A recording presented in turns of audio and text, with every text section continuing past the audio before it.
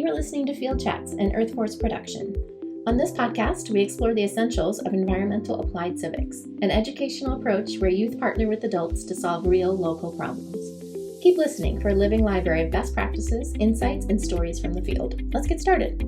Hello, I am here with Donny and Maya, and I'm so excited to talk about these really cool, or another great example of elevating youth voice and engaging young people as partners. So Maya, Donny, thanks for joining us today.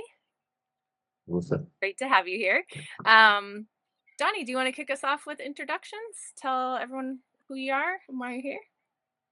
Sure. Hi, Donny Roush. I'm an environmental educator. I'm in my 32nd year in the profession.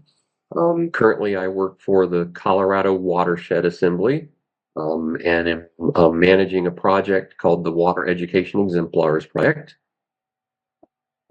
Project really is on a foundation of youth voice and environmental action civics, and that's because I'm a former Earth Force program director and manager from back in the 2010s. So 2011 to 2017, I worked for Earth Force. Yay! And I should say, so cool. worked with Earth Force both before and after those years as an employee. That's true, yeah, because you stayed connected in a number of different ways. So very cool. Yay. Well, thanks for being here today, Donny, and I'm so glad to have you here. And Maya, you want to introduce yourself? My name's Maya. I'm a freshman at Colorado State University. I'm studying ecosystem science and sustainability. Yeah, go Rams.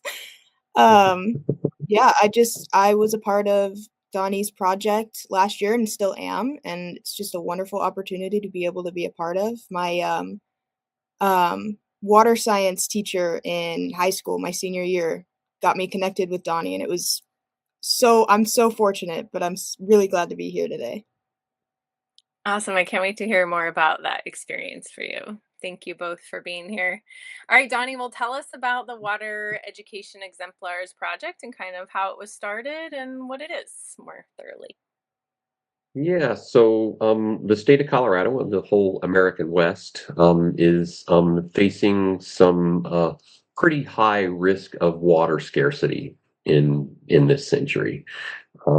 Colorado in the early 2000s really started wrestling with that at the state level. So in 2005, there was a major piece of legislation passed, the Water for the 21st Century Act, and that set in motion some large-scale, long-term planning for overcoming the projected water gaps that the scenarios were kicking out. So the status quo means that we would have thousands of dry river miles and more than 1 million people without adequate water supply by 2050 in the state if we just keep doing what we're doing. So in 2015, the initial Colorado Water Plan was released. It went through a major revision and was re-released in 2023. And that's the plan that when we talk about the Colorado Water Plan and the way this work is in service of that, that's the plan that we're working from.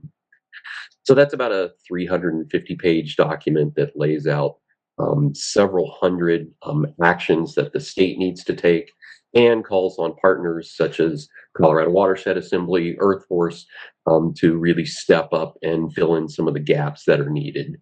There are literally thousands of water projects that need to happen throughout the state of Colorado to ensure that we have water supply for people and the rest of the environment by 2050.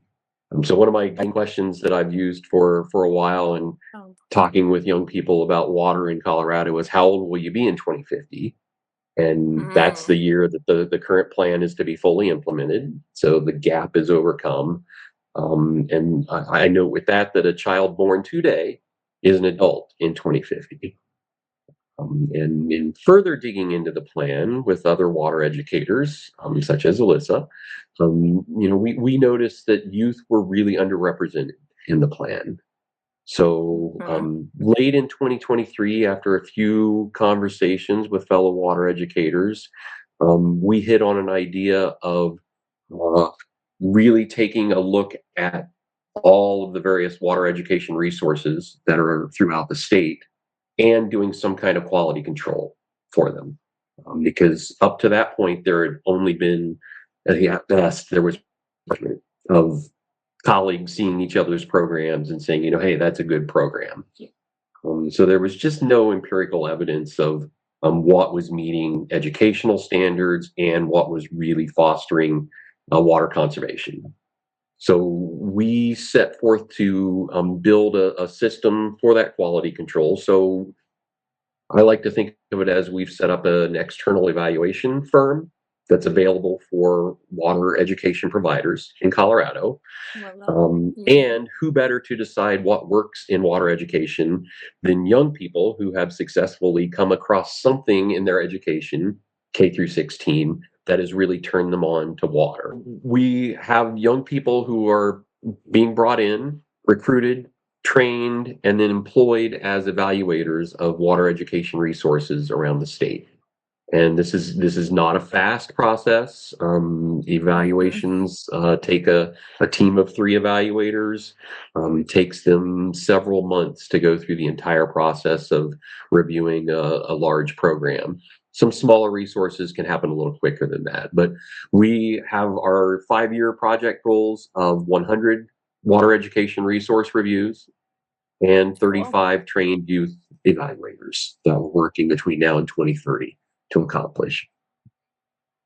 That's so cool. Thank you for that work. And it makes so much sense to have the people who will be most affected by this and, to make sure that young people like Maya and those born today, like you said, are able to be at the table for helping to understand and evaluate and think about the education we're all getting on water. So thank you for that. And the centering of youth voice, it's so great. Very cool. And so Maya, you were a part of the program last year. Tell us about what that experience was like for you. It was definitely different than anything I've ever done before. When I first started the program, obviously I started my senior year of high school, which I mentioned earlier, but I assumed it was just going to be like a few meetings, like being like, oh, what do you guys think about this? What do you guys think about this? And then that'd be kind of it. But when I actually started doing the work and we had our first big get together over the summer, it was so different than I could have ever imagined. And the work holds so much more importance than I would have thought. It was something new to be able to actually have a say in things other than oh, what do you want for dinner? What do you want for lunch? And it helped me make connections with a great group of people, and still am making connections, obviously. And the idea that I have a say in some of these programs that could potentially change someone's life is just amazing. And it's really important to me because a lot of people don't have that opportunity, especially at my age. And the best thing about this program is obviously it's youth-centered, but we aren't treated like teenagers who don't know what they're talking about. We're treated as people with equal respect and people who have ideas that are valuable and important, and that can make a difference. And I'm not being ignored just because of my age. In addition to that, I've learned so much about the water industry and water education and water laws, water rights, all that stuff. And I think it's just so important to give kids the opportunity to educate themselves about something that they interact with every day in some way. Yes. Yeah, absolutely. Yes, I know. Donnie's like, yes, this is it. This is why we do it. No, it's so true. I feel like you touched on 2 things that were so important there. So not only were you given an opportunity to come in and share your voice, but it seems like in this instance you were treated more kind of like an equal and that your voice was important at the table. No, we really want to hear from you. We value you as a important part of this work. And so that is so cool. And that is, I think, something that even a lot of spaces that say that they're they want to elevate youth voice or things like that. Like it can sometimes be kind of like in tokenism a little bit, where it's like, here, you're here and we want to hear from you. But like this sounds like it was like you were really meaningfully engaged in a way that felt important and that people were really listening to you. So that is really cool. Shout out then to project preparation and planning there. And then that second part you said about that young people understand and are able to learn about these things that impact their daily life, or will and do. And so very, very, very cool. I think those things stood out to me. Donnie, is there anything you would add from being like watching these young people in those spaces? Yeah, a couple of things come to mind. One is that an important feature of the project is that we compensate the youth for Mm-hmm. their work. Yep. So it's not just having them do work and then saying, well, look, we dodged paying a professional. We're recognizing them as early career professionals, and Mm, this is a skill in evaluation that they can carry throughout their careers. Something that most of us that get to evaluation, it doesn't happen until later in our career that we actually learn how to do yeah. program evaluation. So it's I hope that it's up front and center, and I do feel like it is with the young people that we work with, because when I get emails now, several of them have that they are a guidelines trained Mm, evaluator in their signature lines now. Um, that's very the cool. second thing that I would add is just how receptive those in power in the Colorado water world are to this work.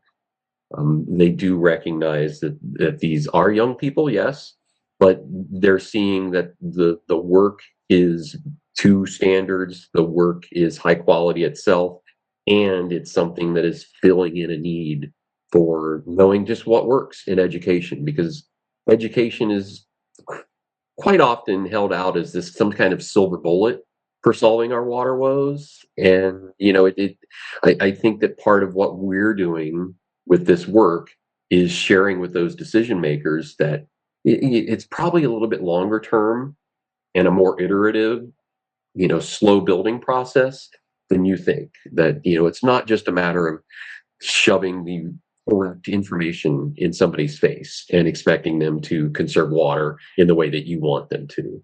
That we really have to build it, and there are resources out there that help us do that, in particular with and for young people. Very cool.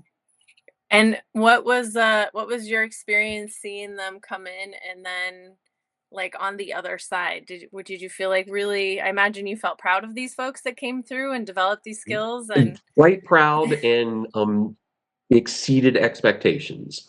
So mm, our first cohort of youth reviewers that were trained last summer was 9 young people that came together. 8 mhm. of those young people are still involved in doing work for the project, even Oh, though cool. it was more or less the first commitment was just over summertime last year. So Hmm. most of them have decided to stay on. It's gig work. It's a little bit of work here, a little bit of work there, but students like Maya are fitting it in and around breaks and their classes and their other workload, and it's I Very hope cool. putting a little bit of money into their accounts, because they're doing great work and they should be compensated for it. Absolutely. 100% on board for that. Yes, yes, yes. And Maya, tell us about kind of like what was there what you have taken from this experience. Sounds like you're still engaged and such too. Are there certain like skills or experiences that you think will be really helpful as you move forward with your job and life and school, etc.? Yeah, I think a big part is being able to talk to people. Um, I know a lot of kids, not necessarily my age, but maybe a little younger, like after COVID, you're not talking to a whole lot of people. And I think that being able to talk to anyone and strike up a conversation or talk about something like this might not be something that is exceedingly common in our generation. And I think being able to talk to anybody about anything is something that's so important for like the rest of my life. And I've worked jobs before where I have to talk to people, but it's normally guest services, and it's like, oh, like, how would you like your fries cooked? All that stuff, but not like genuinely talking about things that are important and have an impact on your life and other people's life. And then time management has been a big one. Trying to balance like schoolwork and doing these reviews has been different, but slowly getting better at it. And I think just being able to critically look at these programs and say, okay, this and this go together, and then they can like fill this and make a better program, and this is how this works, and just that kind of thing. Being able to critically evaluate things and have a bigger view on each individual program. Skills and critical evaluation. That Mhm. sounds quite important. Yeah. I mean, really vital to so many things, right? I Mhm. mean, Yes. that's really great. And I think, like you said, like being able to be at the, um, like having conversations with people of all ages in a way that feels, hopefully you have had the experience so that you can come in and be like, yeah, my voice is important here. Mhm. And like you said, maybe helps with that comfort piece. I know when we talk to young people, probably like more like middle school, early high school, young people who have not really had those experiences. I mean, some people might be your age and not have had those experiences Mhm. too. I'd say that's probably pretty common.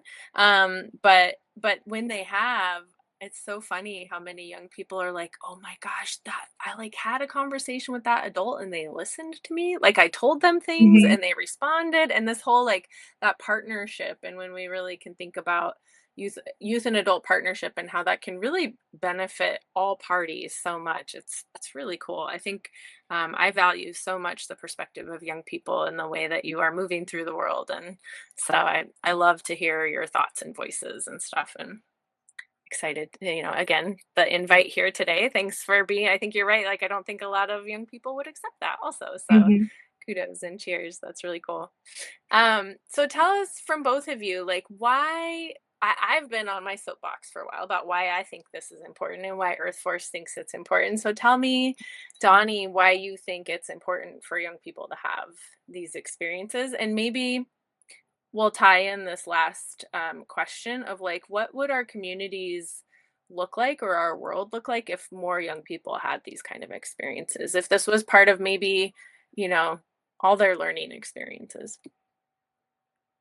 Yeah, I would say that Colorado's environmental and community needs for handling our water um, Mm, are not going to diminish.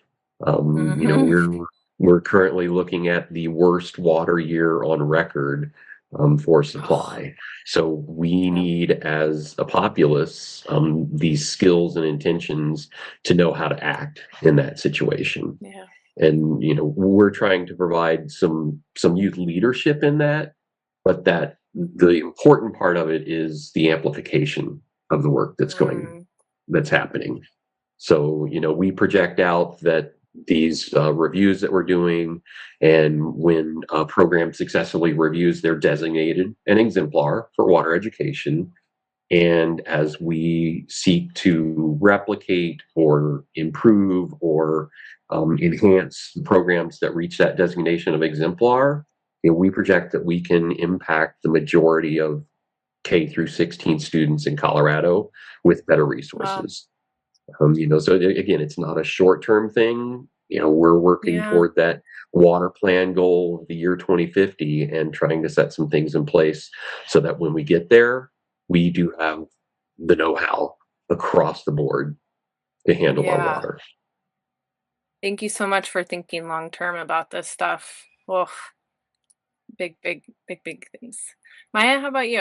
Why is it important for young people to have these experiences, and what would our communities look like with more of this? Well, I definitely agree with everything Donnie said. That's Mm-hmm. 100% true. But I also think it's so important for young people to have these opportunities because it can change someone's perspective on things that might Mm-hmm. seem really straightforward and just kind of there. Like, for Mm-hmm. example, before I went through the program I was in high school, I had never given a second thought to wastewater and drinking water. It was just kind of there. It's like I knew Colorado was a drier state, but I didn't really know much other than that. And I went through a program in high school, and it completely like illuminated so many things for me. Like, when I get water out of a faucet, there's so many steps that come before I can even drink that water. Right. And I think that's really important for people to understand that there's so much more depth into such seemingly simple things. It's also great for people who maybe haven't had the opportunity to work like jobs, to learn to be responsible with your time and interact with people, like I mentioned earlier. And it also is a way to kind of build your credibility as a person, being able to like distribute this knowledge and be like, hey, like I learned this today, blah, blah, blah. And obviously young people are the future of every industry. So if you're building up experiences and knowledges for young people, there's only benefits to reap from that. And I think if more communities had experiences like this, I imagine professional communities would have more people willing and passionate about what they're doing, and probably have experts that are maybe a little bit younger than what's seen. And I think it would also have helped kids to have a rounded out understanding about how the world works, not just water, but just everything in general. Wow. Yes. Hear, hear. I tell you. I'm so grateful that we are, that you all are doing the work that you're doing, and that we have young people and Donny allies and advocates like you that are thinking long term about the environmental issues that we're facing, and then including and developing spaces where we can make sure best practices are being reached, and then that young people are at the table to help make decisions and be a part of that learning and really understand those environmental issues. And in our case, all of us being in and of Colorado, water, definitely a giant one. So so thank you, and thank you for being here with us today. Any closing comments or anything that you want to share? Appreciate the conversation. Always good to talk about water and how we secure a secure future for our water in Colorado. So important. Yeah, I'm just so incredibly grateful to be here. Like, this is amazing. I never would have imagined like something like this would happen ever. So that's great. Oh, I'm so touched. What a great way, like a great break in my day. Thank you both for being here today. That's it for this episode of Field Chats. If you found this episode helpful, please rate the show or share it with a colleague. Thanks so much for being part of the movement to change how young people learn. We'll see you next time.